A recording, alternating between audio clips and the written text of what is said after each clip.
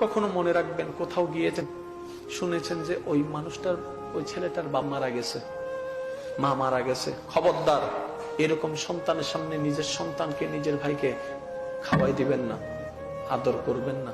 করলে দুজনকে করবেন, না করলে কাউকে করবেন না, কখনো কাউকে করবেন না। নবীর সুন্নতের হক আদায় হয়ে যাবে।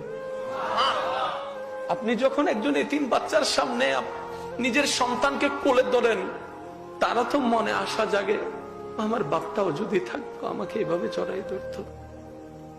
আপনি যখন কোন একটা কিছু তার জন্য, সন্তানের জন্য আনেন, সেটা যখন সবাইকে দেখায়, পাড়ার এতিম ছেলেদের মনেও তো কষ্টটা লাগে, আমার বাবার যদি টাকা থাকতো, আমার বাবাও তো আমার জন্য আনতো।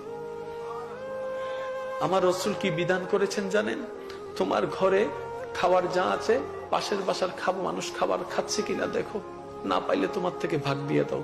আর যদি ভালো ইনকাম করতে পারো, মুরগি যদি রাঁধো, গরু গোস্ত যদি রাঁধো, জানালা বন্ধ করে দাও, গ্রানটা যেন বাইরে না যায়। তোমার এই গ্রানের কারণে একজনের ক্ষুধাটা আরো বেশি বেড়ে যাবে।